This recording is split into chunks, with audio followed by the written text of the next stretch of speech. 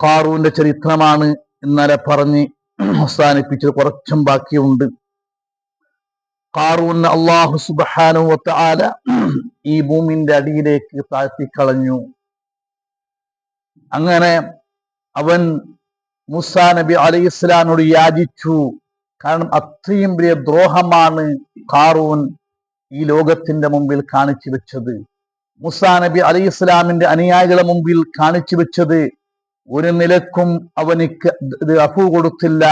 അവസാനം ഭൂമി കംപ്ലീറ്റ് അവൻ എന്താക്കി തിന്നു കഴിഞ്ഞു. ചരിത്രം പറയുന്നു ഖിയാമത്ത് നാൾ വരെ അവൻ ഇങ്ങനെ താണ് താണ് താണ് താണ് ഭൂമിന്റെ അടിയിലേക്ക് പോകും. ഇത് മൂസാ നബി അലൈഹിസ്സലാമിന്റെ കൗമിങ്ങൾ കണ്ടു. ഫസ്റ്റ് അങ്ങ് ചൊന്നുറ നല്ല അഹങ്കാരത്തോടു കൂടി നല്ല കിബറോടു കൂടി ജനമധ്യത്തിൽ എത്തിയപ്പോൾ ചൊന്നാറ് ആ മൂസാ നബി ഇത് ഖാറൂനെ പോലെ ഞങ്ങൾക്കും സമ്പത്ത് കിട്ടി ഞങ്ങൾ ആവട്ടിയും ചൊന്നിട്ടുന്നാറല്ലേ ഒരു കൂട്ടാളന്മാർ.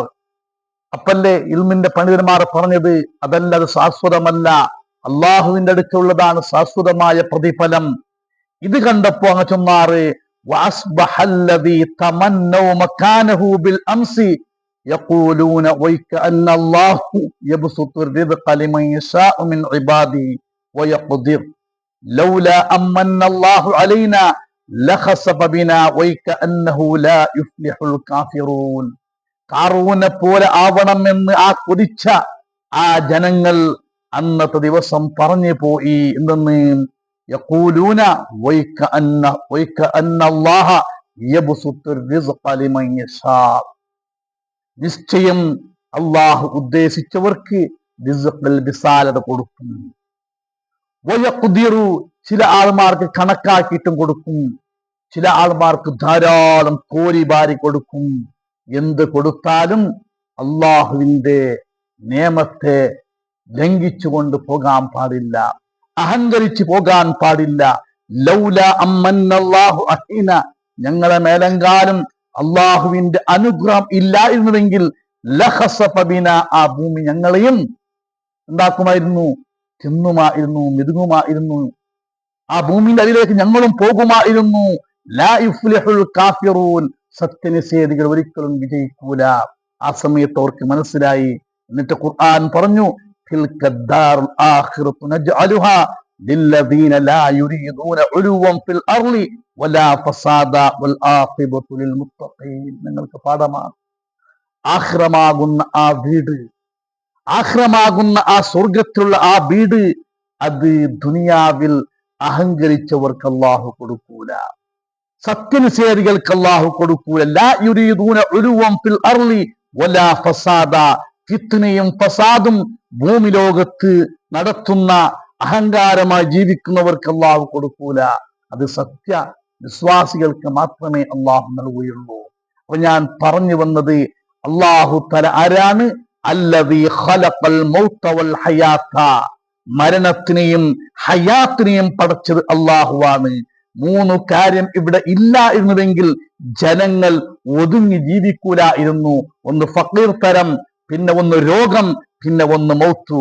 കാന റസൂലുള്ളാഹി സ്വല്ലല്ലാഹു അലൈഹി വസല്ലം യഖൂലു ഇന്നല്ലാഹ അദല്ല ബനി ആദം.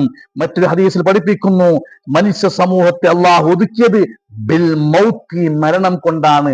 മരണമെങ്കാലും ഇല്ലായിരുന്നുവെങ്കിൽ സുബ്ഹാനല്ലാഹ് ദുനിയാവിന്റെ അവസ്ഥ പറഞ്ഞിട്ട് കാര്യമില്ല. വജഅല ദുനിയാ ദാറ ഹയാത്തിൻ സുമ്മ ദാറ മൗത്തിൻ, ഈ ദുനിയാവിന്റെ ജീവിതത്തെ ഒരു കുറച്ചു കാലം ജീവിക്കാനുള്ളതും പിന്നീട് മരിക്കാനുമുള്ളതാണ്. വജഅലൽ ആഖിറത ദാറ ജസാഇൻ സുമ്മ ദാറ ബഖാഇൻ, ആഖിറമാകുന്ന ലോകത്തെ അത് പ്രതിഫലം കൊടുക്കുന്ന, ഈ ദുനിയാവിൽ ചെയ്ത പണിക്ക് ശമ്പളം കിട്ടുന്ന, പ്രതിഫലം കിട്ടുന്ന ലോകമാക്കി ആഖിറമാകുന്ന ലോകത്തെ അതവർക്ക് സ്വർഗം കൊടുക്കുന്നവർക്ക് സ്വർഗം കൊടുത്തു, നരകം കൊടുക്കുന്നവർക്ക് നരകം കൊടുത്തു. സുമ്മ ദാറ ബഖാഇൻ, പിന്നെ കാലാകാലമുള്ള വീട് അത് ആഖിറമാകുന്ന ലോകത്തിന് അള്ളാഹു ആക്കി. ഇനിയും പറയുകയാണെങ്കിൽ ഒരുപാട് പറയാനുണ്ട്. അങ്ങനെ ഖുർആൻ പറഞ്ഞു മരണത്തെയും അതേപോലെ ഹയാത്തിനെയും അള്ളാഹു പടച്ചത് എന്തിനാണ്? ലിയബ്ലുവക്കും അയ്യുക്കും അഹ്സനു അമല, നിങ്ങളെ കൂട്ടത്തിൽ നന്നായി അമൽ ചെയ്യുന്നവർ ആരാണ്? നിങ്ങളെ കൂട്ടത്തിൽ ഏറ്റവും കൂടുതൽ അമൽ ചെയ്യുന്നവർ ആരാണെന്നല്ല പറഞ്ഞത്. നിങ്ങളെ കൂട്ടത്തിൽ നന്നായി ആത്മാർത്ഥമായി അള്ളാഹുവിനെ പേടിച്ച് അമല് ചെയ്ത് ജീവിച്ചവർ ആരാണ് എന്ന് പരിശോധിക്കാൻ വേണ്ടിയിട്ടാണ്. വെറുതെയല്ല പഠിച്ചത്.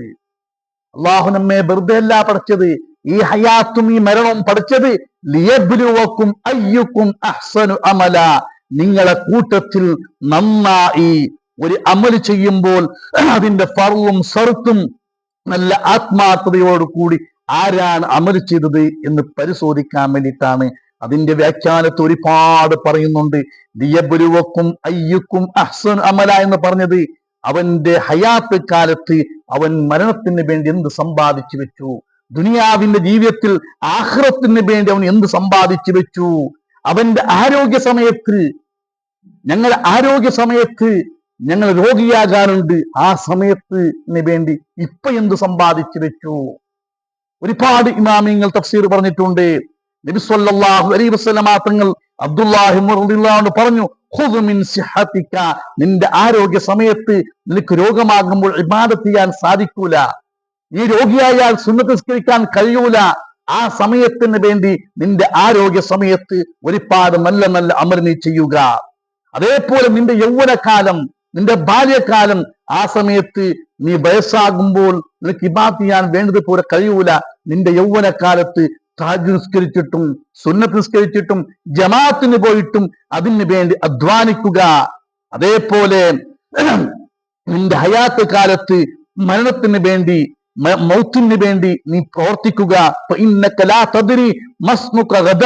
നാളെ നിന്റെ പേരെന്താണെന്ന് നിനക്കറിയില്ല, ചിലപ്പോൾ മയ്യത്തൊന്നായിരിക്കും നിന്റെ പേര്. അതുകൊണ്ട് ആരോഗ്യ സമയത്ത്, നിന്റെ ഒഴിവ് സമയത്ത്, ആ സമയത്തെല്ലാം മരണത്തിന് വേണ്ടി പ്രവർത്തിക്കുക എന്ന് നബി സല്ലല്ലാഹു അലൈഹി വസല്ലമ തങ്ങൾ അബ്ദുല്ലാഹി ഇബ്നു ഉമർ റളിയല്ലാഹു അൻഹു പറഞ്ഞു. എന്നിട്ട് അല്ലാഹു തആല പറയും, നോക്കണം, വഹുവൽ അസീസുൽ ഗഫൂർ. ഇവിടെയാണ് മനസ്സിലാക്കേണ്ടത്. നിങ്ങൾക്ക് മരണത്തെയും പടച്ചു, ഹയാത്തിനെയും പടച്ചു. നിങ്ങളെ കൂട്ടത്തിൽ നന്നായി അമല് ചെയ്യുന്നവർ ആരാണെന്ന് പരിശോധിക്കാൻ വേണ്ടി, പരീക്ഷിക്കാൻ വേണ്ടി. ഇനി അള്ള ചെയ്ത നിഅമത്ത്, അവന്റെ സമ്പത്ത്, അവന്റെ കാറ്റ്, ഇതെല്ലാം ആസ്വദിച്ച് നീ ധിക്കരിച്ച് നടക്കുകയാണെങ്കിൽ പിന്നീട് പറയുന്നത് വഹുവൽ അസീസു, അള്ളാഹു നിങ്ങളെ കാര്യം അറിയുന്നില്ല എന്ന് വിചാരിക്കണ്ട, നിങ്ങൾ ചെയ്യുന്ന പ്രവർത്തനം അള്ളാഹു കാണുന്നില്ല എന്ന് വിചാരിക്കണ്ട. വഹുവൽ അസീസു, നിങ്ങൾക്ക് അവൻ പാഠം പഠിപ്പിക്കും. ഇത്രയും സമ്പത്ത്, അവന്റെ അനുഗ്രഹത്തെ ആസ്വദിച്ചിട്ട് നിങ്ങൾ ധിക്കരിച്ച് നടക്കുകയാണെങ്കിൽ വഹുവൽ അസീസു, അവൻ നിങ്ങളെ പിടിച്ചു ശിക്ഷിക്കും. നിങ്ങൾ എന്താക്കണം, ആലോചിക്കണം. അതിന്റെ അർത്ഥം അങ്ങനെയാണ്. വഹുവൽ അസീസു, അള്ളാഹ്ക്ക് ഒന്നും മറന്നു പോകൂല, അള്ളാഹുവിന്റെ മുമ്പിൽ ഒന്നും നഷ്ടപ്പെട്ടു പോകൂല, അത് മുഴുവനും എഴുതി വെച്ചിട്ടുണ്ടാകും. നാളെ കണക്ക് ചോദിച്ചിട്ട് വഹുവൽ അസീസു, നിങ്ങൾ അവൻ പിടിച്ചു ശിക്ഷിക്കും. അത് പറഞ്ഞിട്ട് അള്ളാഹു ഉടനെ പറയുന്നു അൽ ഗഫൂർ.